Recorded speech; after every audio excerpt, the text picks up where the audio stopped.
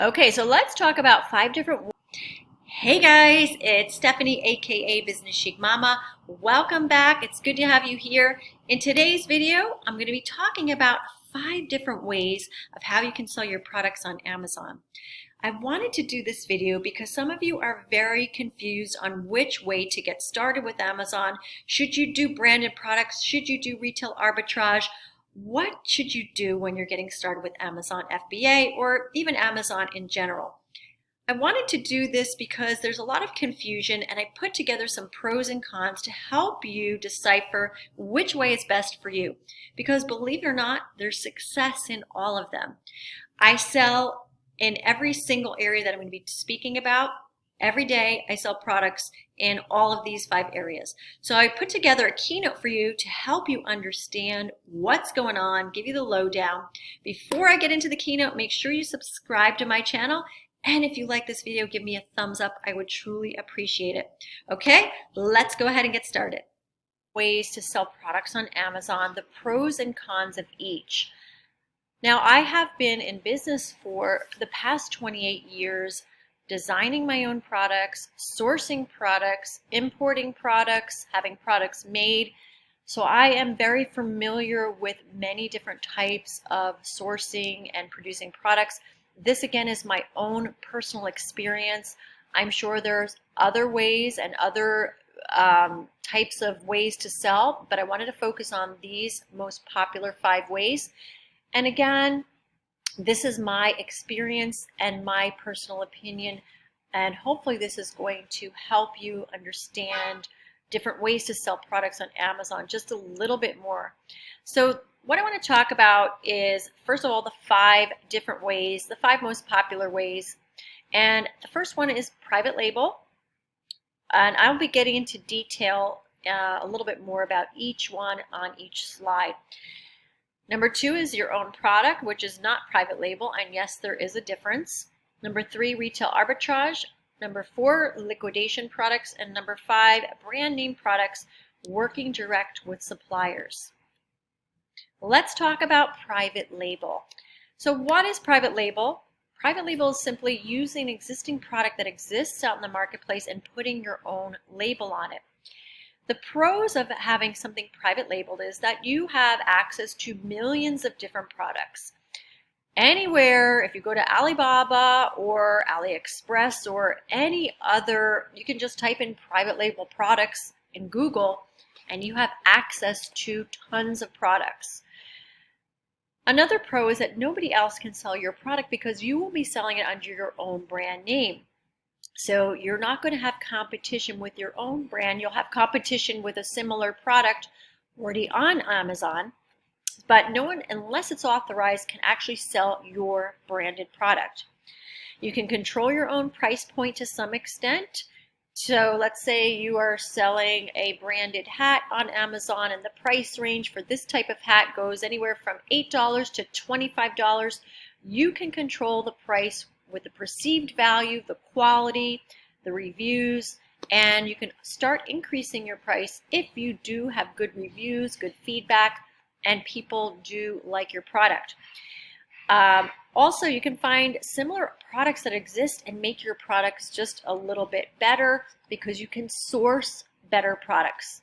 If there's, let's say, a coffee mug out there, excuse me, and you find that there's some things that are not desirable, you can go out and source another product that is better and it'll make yours better. It also helps you build your brand without actually having to manufacture yourself and finding, the factories that will manufacture your product. It also can lead you into manufacturing your own product. You can start with private label, and then you can have products made to your specifications. So private label is definitely something that has a lot of pros, but the cons are it is a timely process from beginning to end. It's usually not days. It can be weeks. I've had products private labeled within weeks, but sometimes it can be even longer, that 6 weeks to 2 months, depending on where you're getting your product sourced and the type of company that is doing this. Is it a company that specializes in private label? Is this all they do? Another con is most likely you're going to need to advertise your product because nobody knows it exists. And there's going to be some money up front when you're private labeling. You need to usually put up a deposit and then pay for the entire amount as before the product is shipped. And there's nothing that is guaranteed. So you might invest a lot of money and maybe your product you find out is faulty, you didn't do enough research on it, and there's no guarantee with private label. Again, when you're just starting out, private label can be a little confusing, but if you start to develop a clientele, you find good sources, you find good manufacturers, you find good products, it is definitely a long-term play.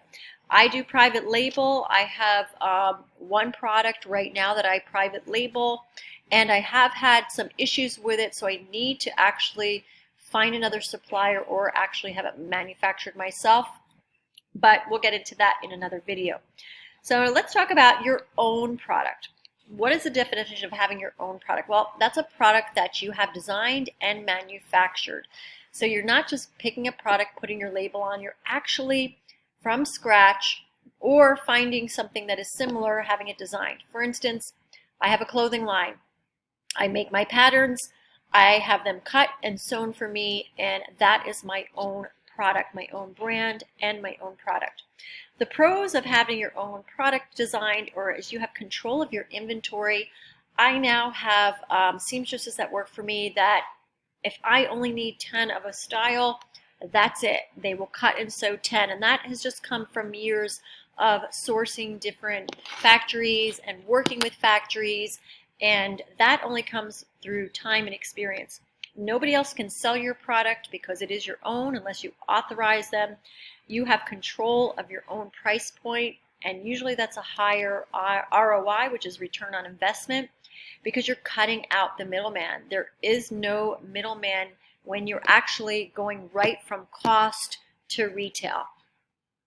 When you're private labeling a product, you have to go through that middleman most of the time because there is someone that is actually purchasing the products from a manufacturer, then they're selling them to you.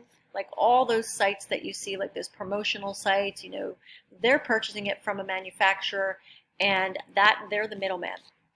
Also, you can wholesale your product to other companies. This is huge. I do this as well. Once you establish your brand, other people will reach out and want to sell your product. Cons: it is a timely process, and most likely you're going to need to advertise in the beginning if you don't have an established brand.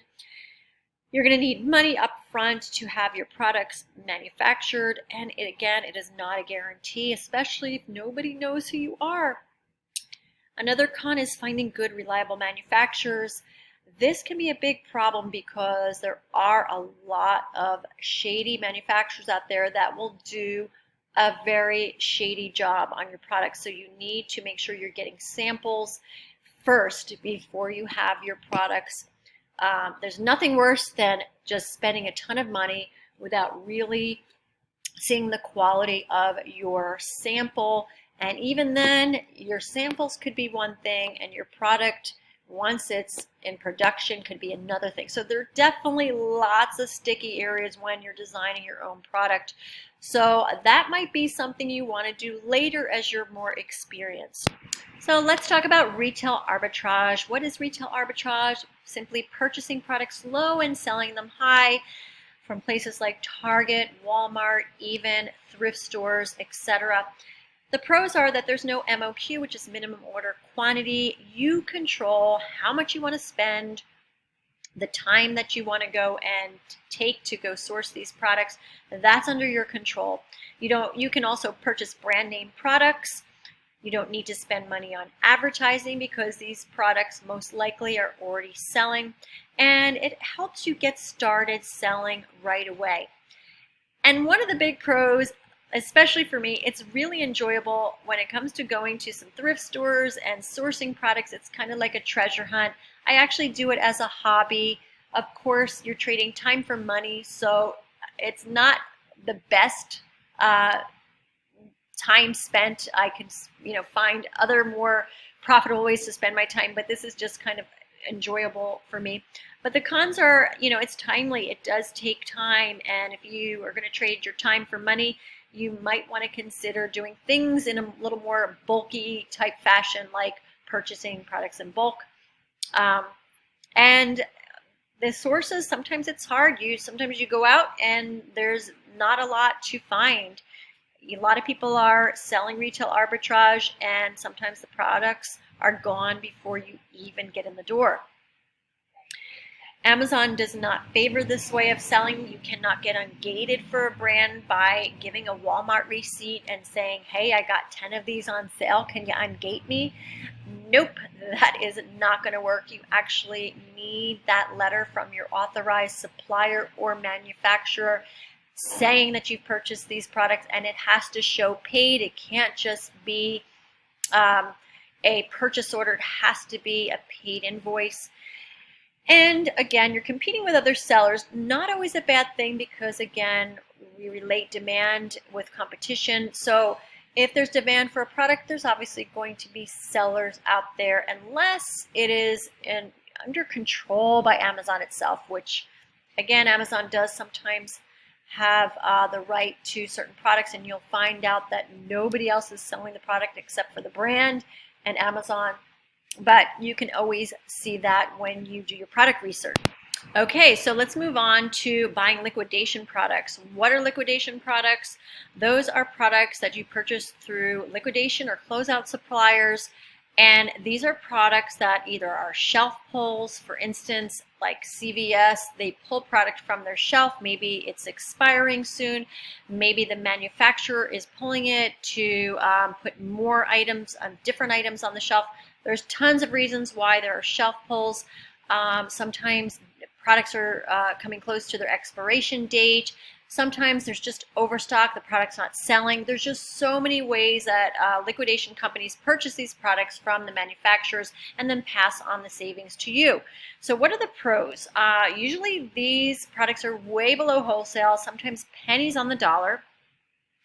And of course, we usually buy liquidation products because they're brand name products. So you don't have to worry about spending money on advertising because they are brand name products. And another pro is that this type of selling will help you get started right away. If you're thinking about selling on Amazon and you want to get in the game, liquidation products can be actually a way to sell, and with a great ROI. However, it is risky, and Amazon does not favor this way of selling because you're giving sometimes customers a product that may be undesirable or damaged or out of date. You really have to be careful and check your products thoroughly when you're purchasing from liquidation suppliers. If the product is damaged or faulty, just sell it on eBay and list it as a damage or sell it as is, but don't sell it on Amazon that way. It really disclose the product quality and the product condition. You can also you cannot get ungated by buying liquidation products, even if you can buy, let's say you get an invoice for 10 of them, but they find out it's a liquidation site. Most likely Amazon is not going to ungate you, even though I did have luck with one product that I purchased from a liquidation closeout supplier, and I did get ungated for a specific brand. So that being said, nothing is written in gold when it comes to getting ungated, even though it's getting harder and harder. You do need an authorized supplier's invoice that shows paid, and this is not just a purchase order, has to show paid, or a letter from the actual manufacturer. Those are the way you get ungated for brands, and unfortunately liquidation products is not a way. And also, again, we talked about competition, but again, not always such a bad thing. So the last way is selling brand name products, which is actually a really easy way to get in the game. You're purchasing products directly from authorized suppliers at wholesale or below wholesale, And some of the pros are that you're purchasing these brand name products at great prices. You don't need to spend the money on advertising. It helps you get started selling right away. And you can get ungated in categories or brands from these products, because what happens is you will send your letter of authorization, your invoice, either or, showing that you are purchasing from an authorized supplier, because again, remember, there are so many fake products out there, counterfeit products, that Amazon wants to protect its customers, and that's why they do this gating in the categories. And the longer you sell on Amazon, usually you're getting gated. The more, the higher rating that you have on Amazon, I noticed that it is easier to get automatically ungated with a lot of products. So the cons to this, there's not too many. I think it just a couple that I can come up with, but it can take some time to source your products, especially initially when you're finding suppliers to work with. But when you develop those relationships, and again, we know working with suppliers and developing relationships can have a huge impact in your business, because everything is, working with people and really just like developing those great relationships. Because again, being in business for myself for so many years, it's just the way it goes. If you're developing a great relationship with a supplier, they're going to treat you better than a person that they don't know. So, you might even get better prices. There's just so many perks to developing great relationships. But, there is usually an MOQ, which is the minimum order quantity. But sometimes I do notice that some of the sites have no minimum order quantity. It's just not cost effective to just buy a few purchases, because then you have to deal with usually the shipping price. So it's usually better to buy in bulk quantity. But again, I have purchased from authorized dealers that have no MOQ. Yes, that is no minimum order quantity. And lastly, of course, we've spoken about competing with other sellers, but again, not always a bad thing. Just make sure you do your research on the product before you actually hit the trigger button. Okay, so we've gone over the 5 ways: private labeling, owning your own product, retail arbitrage, liquidation products, and brand name products, working with direct suppliers. These are 5 ways to sell on Amazon. Of course, there are probably other ways I have not really thought about, but these are the ways that I'm selling. These are the ways I'm having success with. And I want to empower you guys with this video to go out and get started, whatever way you can find to get started. There truly is success in all of the ways. There are people doing it with arbitrage. There's people selling brand name products, their own private label. Just go for it and do it, because you are capable of doing the same thing that I am capable of. You need to just take the actions, and do the work involved, and you will be a seller as well. Hopefully this video has helped you. If you would like this video, please drop a like. Don't forget to subscribe to my channel and leave a comment below. I would really love to hear how you like this video and what else you would like to hear me create content about. All right, guys, take care and good luck. Go out and get them.